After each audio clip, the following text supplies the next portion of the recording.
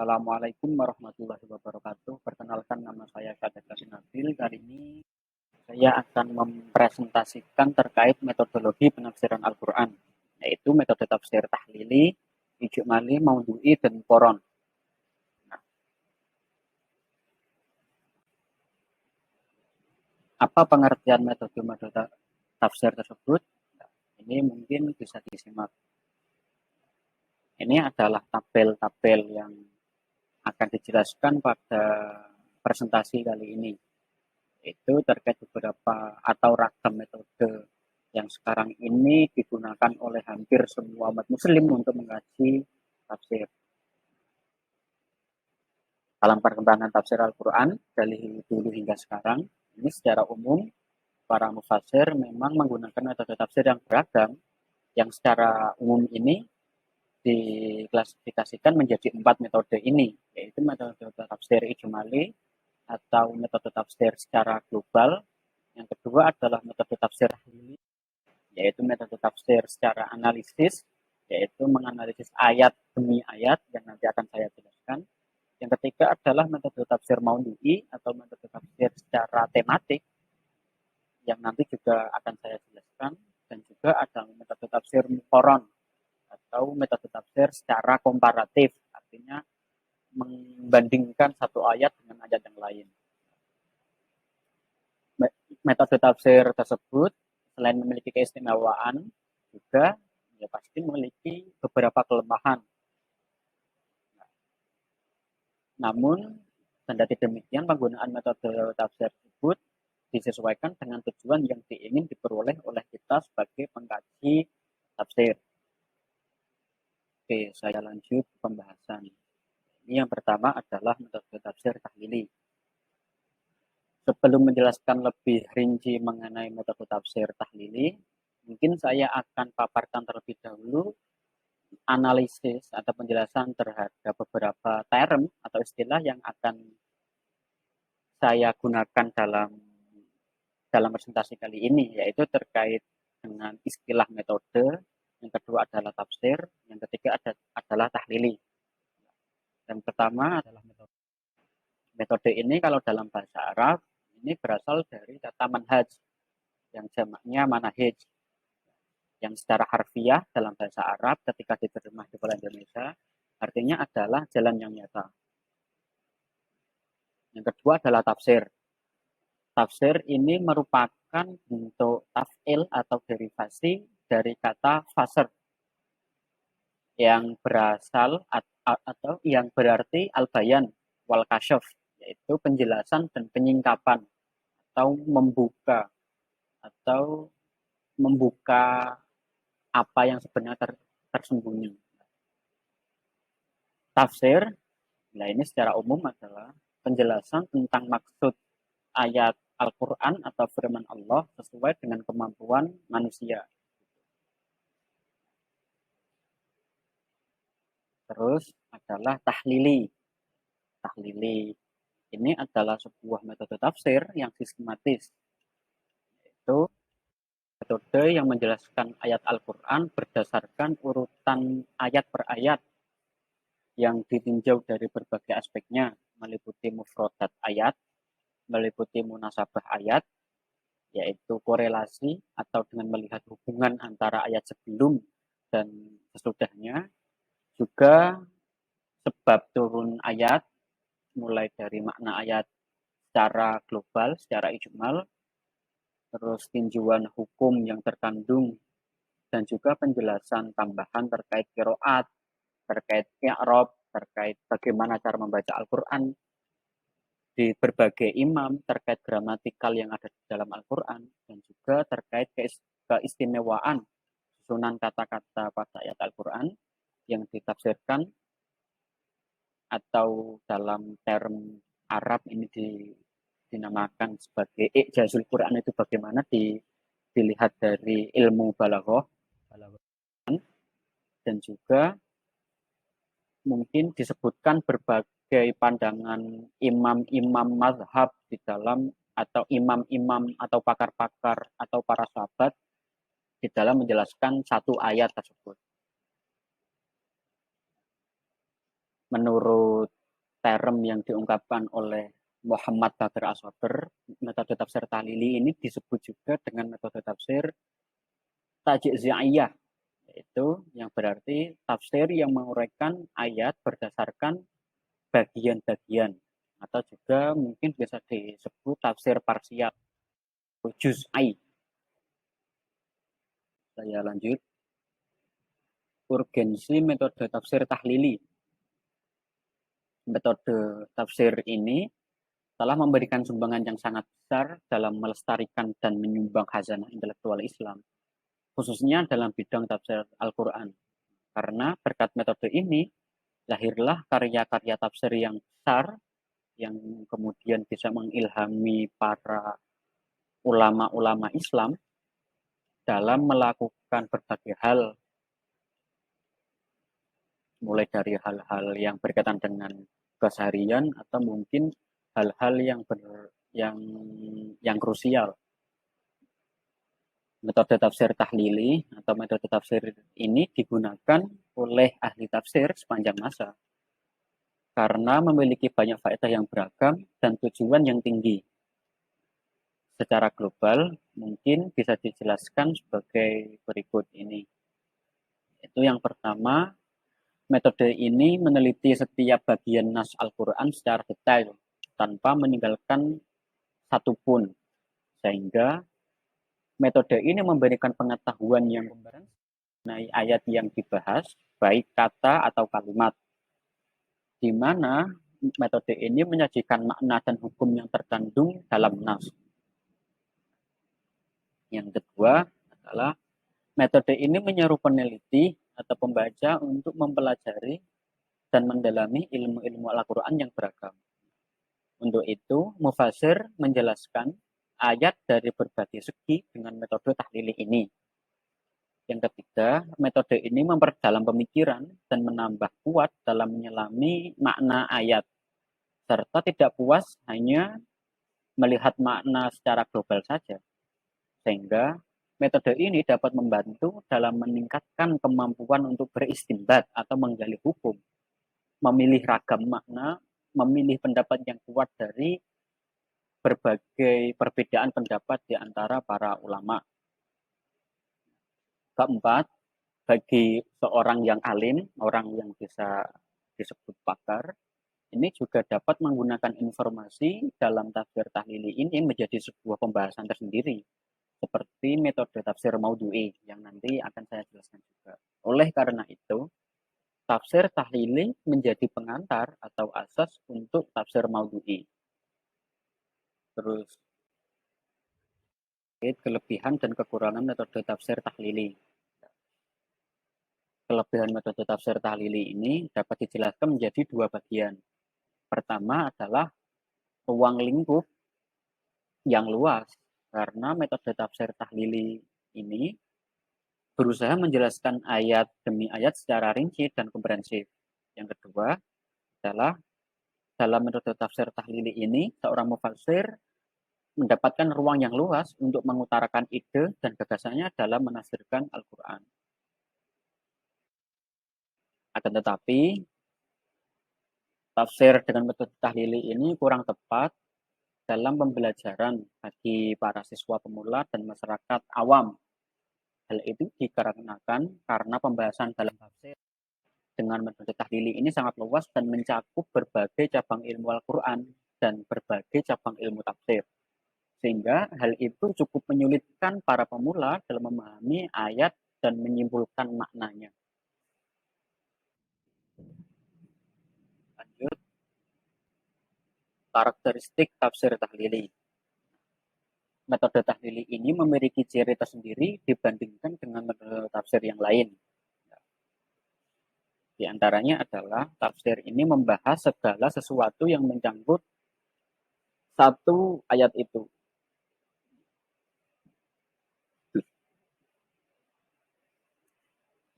Tafsir tahlili terbagi sesuai dengan pembahasan yang ditonjolkannya atau yang masing-masing menjadi concern dari pengarangnya, seperti semisal hukum, riwayat, dan lain-lain. Pembahasannya ini disesuaikan menurut urutan ayat. titik beratnya adalah lafadznya. Jadi lafadznya ini dikaji secara mendalam. Juga menyebutkan munasabah ayat sekaligus untuk menunjukkan wihdah Al-Quran. Menggunakan asbab nuzul ayat dan juga banyak sekali gramatikal atau kajian analisis terkait mufrodat ayat-ayat Al-Quran ini dijelaskan secara rinci. Nah, mufasir beranjak ke ayat yang lain setelah itu dianggap selesai, meskipun masalahnya belum selesai.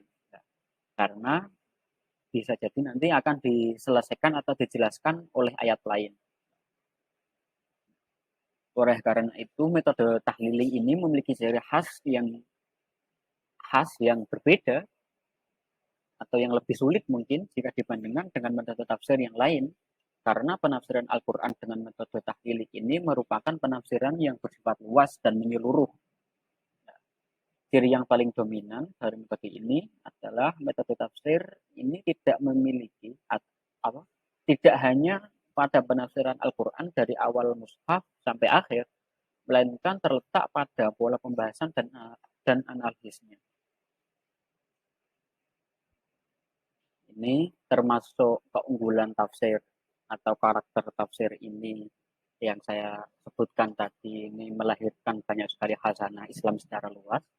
Kalau semisal kita lihat dari sejarah tafsir tahlili ini, telah mengalami berbagai fase perkembangan. Ini mungkin pada fase awal tafsir ini hanya terdiri dari tafsiran atas kata-kata yang dipahami dan juga awam bagi pembaca secara umum. Tafsir tahlili ini secara kebahasaan jarang sekali ditemukan pada zaman Nabi karena tidak adanya kebutuhan masyarakat terhadap model tafsir seperti ini. Karena kemampuan bahasa Arab mereka tidak bercampur dengan orang ajam atau orang non-Arab. Sehingga dikatakan bahwa pada era Nabi belum ada tafsir secara kebahasaan atau tafsir lugawi. Terus mungkin berkembang lagi terus menjadi perluasan penafsiran secara besar. Hal itu menjadikan kebutuhan primer bagi orang-orang yang baru masuk Islam, di mana mereka tidak menyaksikan langsung turunnya wahyu, sehingga muncul kebutuhan terhadap tafsir bahasa sedikit demi sedikit. Hingga Islam menyebar di timur dan barat. Dalam perkembangan selanjutnya muncul tafsir tahlili setelah ilmu-ilmu keislaman dibukukan dan muncul ilmu baru yang berpusat pada Al-Quran Karim, yaitu mulai analisa nas Al-Quran dengan berbagai bentuk yang lebih luas.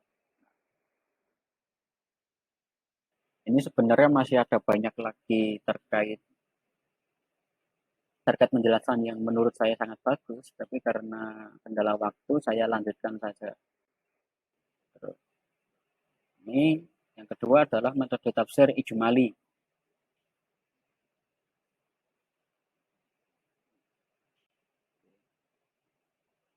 Pengertian.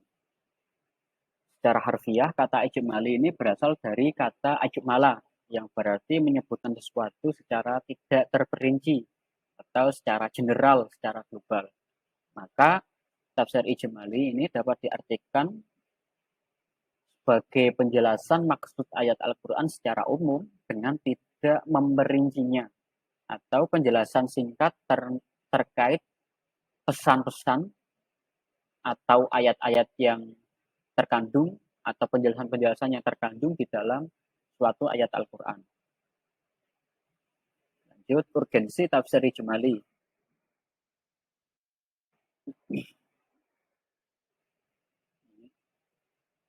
Mufasir menjelaskan arti atau makna ayat dengan uraian yang singkat yang dapat menjelaskan sebatas artinya tanpa menyinggung hal-hal lain selain arti yang dikehendaki. Hal ini dilakukan terhadap ayat-ayat Al-Quran, ayat demi ayat, surat demi surat sesuai urutannya dalam mushaf dalam kerangka uraian yang mudah dengan bahasa yang mudah dan dengan cara yang mudah juga, sehingga ini dapat dipahami oleh orang yang awam. Kadangkala juga mufasir dengan menggunakan metode ini menafsirkan Al-Quran dengan lafadz Al-Quran, sehingga pembaca merasa bahwa uraian tafsirnya tidak jauh dari konteks Al-Quran. Kadangkala pada ayat-ayat tertentu, mufasir menunjukkan sebab turunnya ayat, peristiwa yang dapat menjelaskan arti ayat, mengemukakan hadis Nabi atau pendapat ulama. Dengan cara demikian, dapatlah diperoleh pengetahuan yang sempurna dan mudah dan bisa sampai kepada orang yang tidak terlalu mengkaji Al-Quran secara dalam. Bahkan orang awam pun bisa memahami secara gamblang, secara general. Dengan kata lain, metode tafsir ijmali ini menempatkan setiap ayat hanya sekedar ditafsirkan dan tidak diletakkan sebagai objek yang harus dianalisa secara tajam dan berwawasan luas. Sehingga masih menyisakan sesuatu yang dangkal atau yang tidak terlalu dalam karena penyajian yang dilakukan tidak terlalu jauh dari gaya bahasa Al-Quran. Sehingga dengan membaca tafsir yang dihasilkan dengan menggunakan metode ijmali ini, tadi orang awam pun bisa memahami. Akan tetapi tafsir ini ya kurang kurang begitu memuaskan bagi orang yang expert. Antara tafsir Al-Quran yang menggunakan metode ijmali ini adalah tafsir yang paling umum dikaji di mana-mana, karya Jalaluddin As-Suyuti dan Jalaluddin Al-Mahalli. Ada juga kitab tafsir Sofwatul Bayan li Ma'anil Quran karya Syekh Husnain bin Muhammad.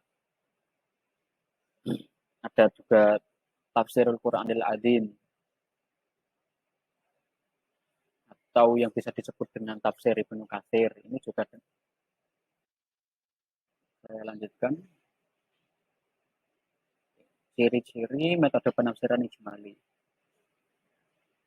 Ini mungkin perbedaan utama antara metode ijmali dengan metode tahlili atau metode muqarron bahkan maudhi'i terletak pada itu cara seorang mufasir dalam melakukan penafsiran, di mana seorang mufasir langsung menafsirkan ayat Al-Quran dari awal hingga akhir tanpa perbandingan dan penetapan judul.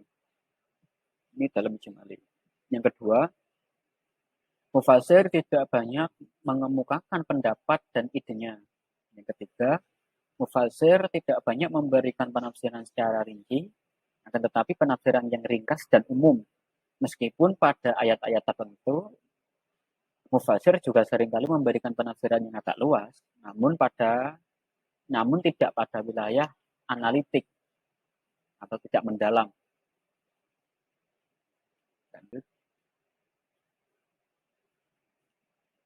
Kelebihan dan kekurangan metode penafsiran ijmali.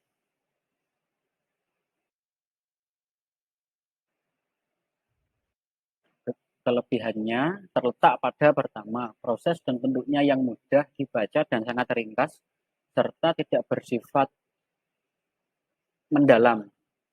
Kedua, terhindar dari upaya-upaya penafsiran yang bersifat Israili, karena pembahasan tafsir yang ringkas dan padat sehingga sangat tidak memungkinkan seorang mufasir untuk memasukkan unsur-unsur lain. Nah, Israili tadi ini adalah kisah-kisah yang mungkin belum tentu kebenarannya, atau mungkin kalau dalam bahasa kita ini disebut kisah-kisah mitos atau kisah-kisah apa. Yang ketiga, ciri-cirinya adalah bahasanya apa? Ciri-ciri kelebihan. Ini bahasanya yang akrab dengan bahasa Al-Quran. Terus kalau bicara kekurangan dari metode ijmali ini, pertama adalah menjadikan petunjuk Al-Quran bersifat parsial. Kedua, tidak ada ruang untuk analisis yang memadai. Meskipun dengan model penafsirannya yang sangat ringkas, maka metode ijmali ini sangat cocok bagi orang-orang yang berada pada tahap permulaan dalam mempelajari tafsir. Dan orang-orang yang baru awal ini tidak terlalu pusing terkait pembahasan-pembahasan yang panjang seperti halnya di tafsir di tafsir tahlili atau nanti di tafsir muqarron. Oke, saya lanjutkan. Ini mungkin akan saya lanjutkan secara ringkas ya, karena hampir 20 menit. Selanjutnya ini adalah metode tafsir muqarron atau muqarrin, atau metode komparatif, atau metode perbandingan. Ini adalah sebuah metode penafsiran yang perbandingan dengan menyajikan penafsiran terhadap ayat-ayat Al-Quran yang ditulis oleh mufassirin. Metode ini lahir karena kebutuhan untuk memahami ayat-ayat Al-Quran yang kelihatannya mirip, namun mengandung pengertian yang berbeda. Begitu juga ada hadis yang secara lahiriah, yang secara lahiriah bertentangan dengan ayat-ayat Al-Quran. Metode ini memiliki keistimewaan, di antaranya memberikan wawasan penafsiran yang luas kepada para pembaca, juga memberikan toleransi terhadap perbedaan pendapat, sehingga menghindari sikap ta'asubiyah, sikap fanatisme terhadap aliran tertentu. Pendapat dan komentar terhadap suatu ayat, kalau kita mengkaji tafsir muqarron ini, akan menjadi semakin kaya. Dan khusus bagi orang yang mengkaji, ini akan motivasi untuk mengkaji berbagai ayat, hadis, serta pendapat mufassir lainnya. Meskipun seringkali dalam satu ayat ini dibahas panjang sekali dalam metode tafsir ini. Terus saya lanjut ya, ini kelebihan dan kekurangan, ini kekurangan.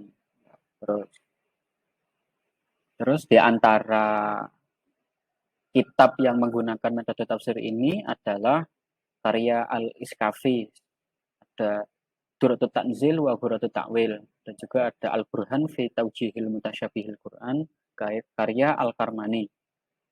Terus langsung kepada metode tafsir Maudhu'i. Maudhu'i ini adalah metode tafsir tematik, yaitu dengan menghimpun seluruh ayat Al-Quran yang memiliki tujuan dan tema yang sama, dijadikan menjadi satu, kemudian dikaji. Ini dikaji berdasarkan kronologi serta sebab turun ayat. Terus kemudian mufassir menyajikan penjelasan dengan mengkaji seluruh aspek yang ingin digali, agar dijadikan tema per tema secara utuh dan sempurna, juga bisa menarik kesimpulan yang mungkin lebih memudahkan para pembaca. Ini pengertian tadi. Terus kelebihan dan kekurangan. Mungkin kelebihan dan kekurangannya ini, kalau kelebihan bicara, mungkin dengan metode ini bisa menjawab tantangan zaman ya, karena dengan metode ini diformulasikan memang untuk memecahkan persoalan, karena disusun lebih sistematis, sehingga lebih efisien waktu untuk dibaca, dan tema-tema yang diangkat pun juga mutakhir atau up to date, sehingga menjadikan Al-Quran tidak ketinggalan zaman. Ini seolah-olah ya, dan juga menjadikan pemahaman lebih utuh. Kalau bicara kekurangan, mungkin dalam menjelaskan ayat-ayat Al-Quran ini dipotong-potong. Dan juga dengan metode ini menimbulkan kesan yang kurang etis terhadap ayat-ayat Al-Quran. Juga mungkin di sebagian yang lain juga ada pembatasan tema-tema yang mungkin terlalu sempit ya, kalau kita bicara terkait konteks penafsiran Al-Quran. Ini urgensi, yaitu tadi mungkin ini adalah sebuah metode yang mungkin cocok untuk kita kaji di zaman sekarang ini, karena dengan persoalan yang beragam dan mungkin konteks-konteks turunnya Al-Quran dulu ini mungkin sangat sekali berbeda dengan zaman kita ini. Mungkin kita kalau ingin kaji Al-Quran ini bisa dengan metode Maudhu'i ini atau metode tematik ini. Terus lanjut karakteristik tadi. Oke. Itu bisa dibaca. Terus di antara kitab-kitab tafsir yang menggunakan metode ini ada Al-Mir'ah fil Quran, dan juga ada Al-Insan karya Abbas Mahmud Haqqaq. Juga ada Wasoya Suratul Isra karya Abdul Hayy Al-Farmawi. Juga di sebagian kitab ada tafsir Yasin, yang ini khusus untuk mengkaji terkait apa yang di dalam kitab tafsir Al-Yasin gitu. Ada banyak. Terus saya lanjutkan, ini halaman sumber. Nah, saya menyarikan, ini sebenarnya di dalam makalah ini ada panjang sekali, karena sudah mencapai 25 menit, mungkin saya akhiri saja. Sekian, terima kasih dari saya, karena pasti ada banyak kekurangan dan juga karena ada keterbatasan waktu, saya sekali lagi memohon maaf yang sebesar-besarnya. Sekian, wassalamualaikum warahmatullahi wabarakatuh.